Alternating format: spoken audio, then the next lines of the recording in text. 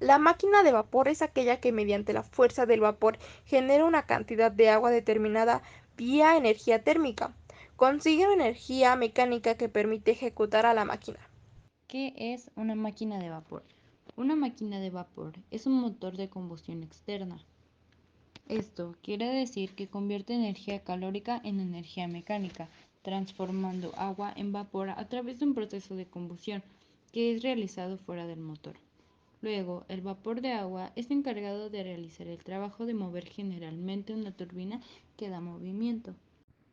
No se sabe exactamente quién inventó la primera máquina de vapor.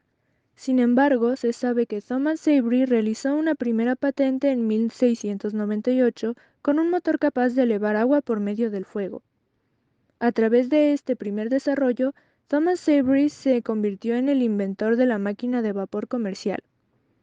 La máquina Newcomen o máquina de vapor atmosférica fue inventada en 1712 por Thomas Newcomen, asesorado por el físico Robert Hooke y por el mecánico John Kelly. Esta máquina supuso una mejora frente a la máquina de Thomas Savery. La máquina de vapor del escocés James Watt fue inventada en 1765 y patentada en 1769.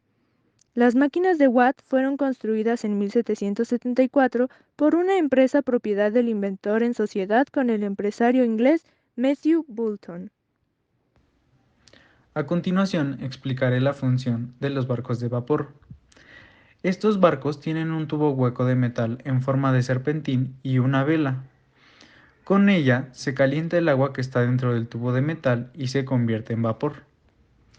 Como el vapor ocupa un mayor espacio que el agua, se genera una expansión, que empuja el agua hacia afuera del tubo en la parte posterior del barco. Con eso, el barco se mueve hacia adelante en respuesta al chorro de vapor. Este vapor se enfría lo suficiente para crear un vacío parcial que rellena el tubo con agua, y el ciclo comienza de nuevo hasta que se agota la fuente de energía, en este caso la vela. Beneficios aportados para la humanidad. Su función principal del barco de vapor fue el aumento en la eficacia gracias a la fuerza del motor de vapor para que no solo cargue con una cantidad de mercancía y de pasajeros, sino para transportarlos a una mayor velocidad. En definitiva, las principales características del barco son las apariciones de chimeneas, ruedas de paleta y el gran volumen que ocupaba el motor en el barco, dando lugar a poco margen de maniobra el transporte de mercancía en comparación con los barcos modernos posteriores. Con ello fue el pilar principal para que la revolución industrial llegara al punto más ágil, dando lugar a un momento en el que el flujo de comercio mundial fue en aumento gracias al acortamiento de tiempo en los viajes y al mayor transporte de mercancía y de personas.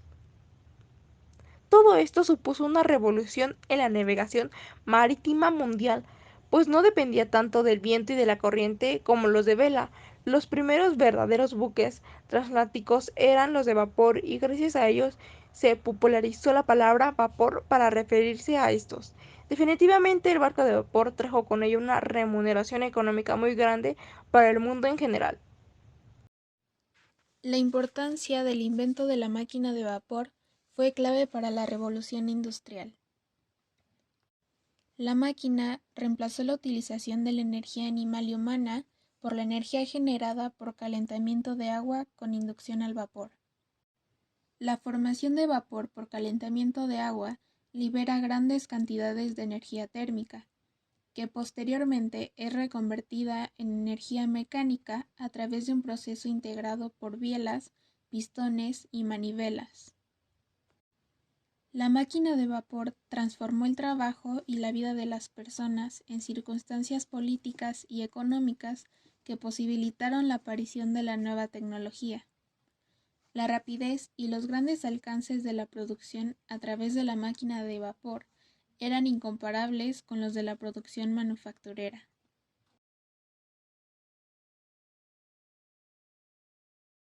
Características de una máquina de vapor. Hay dos componentes fundamentales en los motores de vapor, la caldera o generador de vapor y la unidad motriz que, normalmente, se denomina motor de vapor. Los dos componentes pueden ser integrados en una unidad simple o pueden ser situados a cierta distancia el uno del otro, en una gran variedad de configuraciones. Otros componentes son comunes a muchas configuraciones, como bombas clásicas o en la forma de inyectores, para suministrar agua a la caldera durante la operación, condensadores, para recircular el agua y recuperar así el calor latente de vaporización, recalentadores, para aumentar la temperatura del vapor por encima de su punto de saturación de vapor. Tipos de motores o máquinas. Máquina de expansión simple. Esta tipología comprende aquellas máquinas donde el vapor solo trabaja una vez que está en el cilindro. Motores compuestos. Al expandirse el vapor en un motor de alta presión, la temperatura disminuye a causa del hecho que no se libera calor por parte del sistema, expansión adiabática, y resulta en vapor entrante en el cilindro a alta temperatura y abandonándolo a baja temperatura. Motores de expansión múltiple. Es la extensión lógica del motor compuesto, para dividir la expansión entre más de una etapa, para incrementar la eficiencia. Motores de flujo único. Con este motor se abordan las dificultades que surgen del ciclo inusual de contraflujo. Turbina de vapor. Una turbina de vapor consiste en una serie de discos montados en un eje de potencia, denominados rotores, y de discos estáticos, fijados en la carcasa de la turbina, denominados estatores.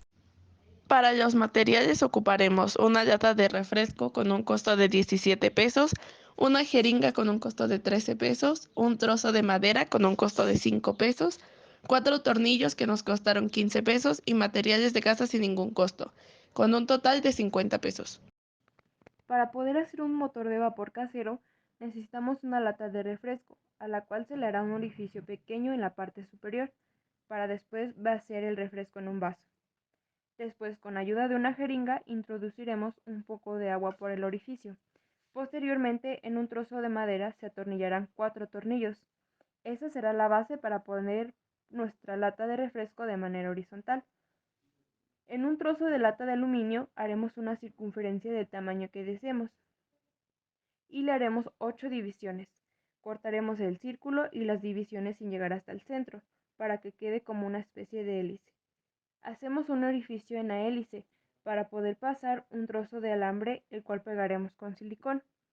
Después hacemos 2 orificios en la madera enfrente de donde se encuentran los tornillos, para poner 2 alambres parados, a los cuales les haremos un arito en la parte superior para poder poner la hélice. Por último, debajo de la lata pondremos una tapita de metal con una servilleta y alcohol y lo prenderemos. Después de un tiempo saldrá el vapor y hará girar la hélice.